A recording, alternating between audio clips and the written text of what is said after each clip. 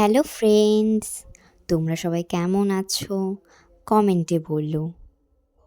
এই দেখো আমার মাকে মামি ধরে ধরে নিয়ে আসছে, কারণ মার টিউমার অপারেশন হয়েছিল। হাঁটতে চলতে এখন ঠিক পারে না, সেই জন্য মামি ধরে ধরে নিয়ে আসছিল। আজকে আমার জন্মদিন, দেখো তো আমাকে কেমন লাগছে।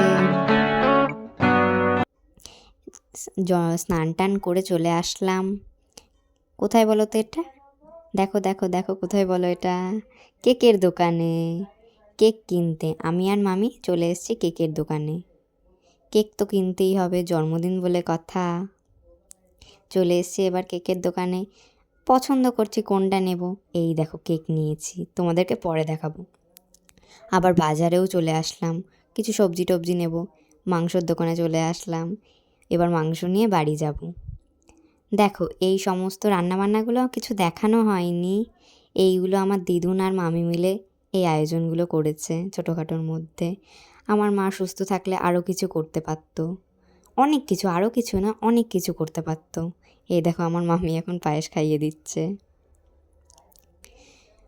আমি চাই আমার মায়ের মুখ উজ্জ্বল করতে, বড় হয়ে চাকরি বাকরি করতে, আমার মায়ের মুখ উজ্জ্বল করতে। সবাই চায় নিজেদের মাকে খুশি রাখতে, তেমনই আমিও চাই আমার মাকে খুশি রাখতে। এই দেখো এখন জড়াজড়ি পালা চলছে, কেমন লাগছে বলো। এবার দিদুন এই পায়েস খাইয়ে দিচ্ছে আমাকে। দিদুন আর মামি মিলেই আয়োজনগুলো করেছে। মা সুস্থ থাকলে তো অনেক কিছু হতো, ভাবার মতো না কি কি হতো ভাবতেও পারতাম না। এবার ওই ভাত খাইয়ে দেবে, 5 রকম ভাজা টাজা দিয়ে একসাথে মেখে আমাকে ভাত খাইয়ে দেবে। তোমরা সবাই দেখো আমার মুখটা দেখেছো, হাসি।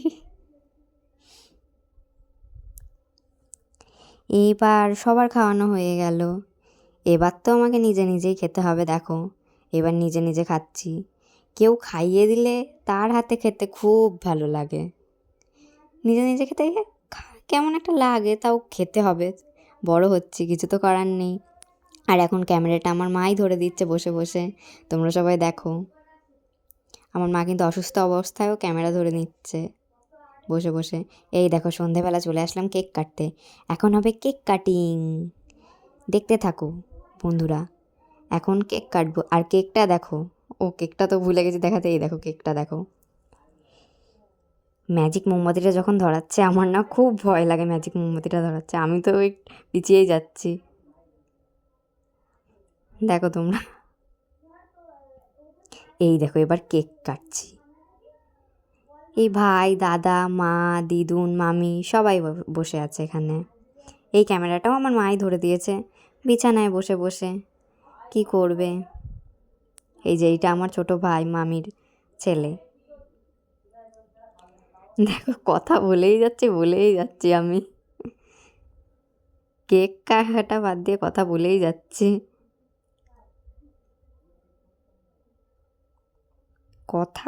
আমি তো কথা বলেই যাচ্ছি।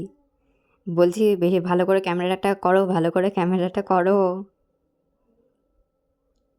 এ দেখো আমার মামি এবার কেকগুলো ঠিক করে কেটে দেবে, তোমরা দেখতে থাকো বন্ধুরা। মা অসুস্থ, মনটা খুব খারাপ। আজকে আমার জন্মদিন, এত খুশির মধ্যেও মনে হচ্ছে কিছু খুশি নেই, একটু হলেও খারাপ লাগছে।